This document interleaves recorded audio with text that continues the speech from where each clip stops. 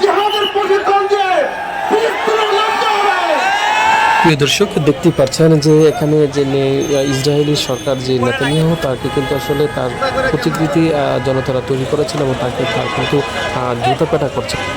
দেখতে পাচ্ছেন চারদিক থেকে কিন্তু আসলে জুমার নামাজের পর স্লোগানে কিন্তু মুসল্লিরা বের হচ্ছেন। চারদিকে দেখতে পাচ্ছি যেই তৌহিদি জনতা রয়েছে তারা কিন্তু জুমার নামাজের পর এই ইসরায়েলের বিরুদ্ধে কিন্তু প্রতিবাদ করার জন্য কিন্তু তারা স্লোগানে মুখরিত করছেন, নারায়ে তাকবীর আল্লাহু আকবার। আমরা দেখতে পাচ্ছি এখানে কিন্তু জুমার নামাজের পর মুসল্লিরা একসাথে হয়েছেন। এদিক সেদিক কিন্তু দেখতে পাচ্ছি যে আসলে যে মুসল্লিরা রয়েছেন তারা কিন্তু একসাথে হয়েছেন, তারা কিন্তু একসাথে হয়ে কিন্তু তারা প্রতিবাদ জানাচ্ছেন।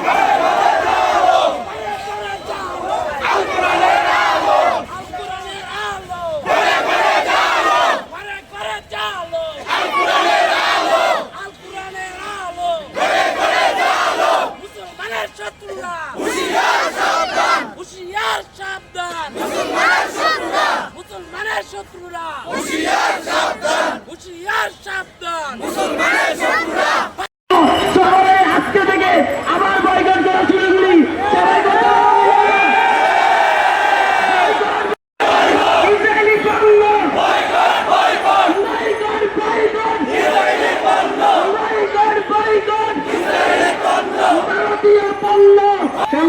দেখতে পাচ্ছেন এখানে আমি এখন রয়েছি এই মুহূর্তে গাজীপুর চৌরাস্তা। এই চৌরাস্তা এলাকায় যেই ফ্লাইওভারের নিচে রয়েছে মূল চৌরাস্তা যেটা, সেখানে কিন্তু রয়েছে আমি এই মুহূর্তে।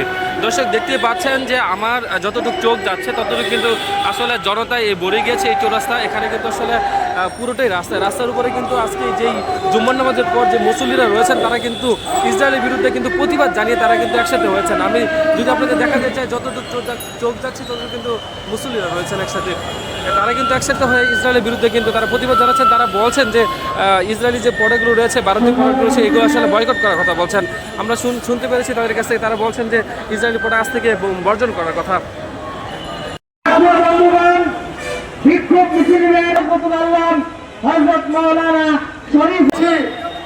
আমাদের বাংলাদেশের পক্ষ থেকে আমাদের সবার ওয়াদাবদ্ধ হতে হবে, মুষ্টিবদ্ধ হতে হবে।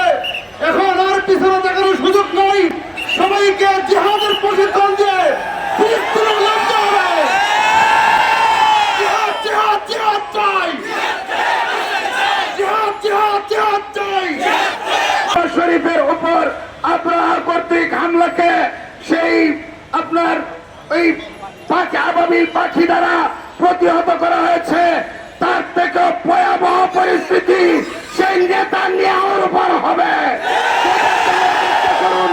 আমার শেষ কথা হলো, ক্ষমতার নীল নকশায় পা রেখে বাংলাদেশের যারা ইসরায়েলকে সাপোর্ট করে ক্ষমতার স্বপ্ন দেখেন, আপনাদের স্বপ্ন ভেঙে যাবে।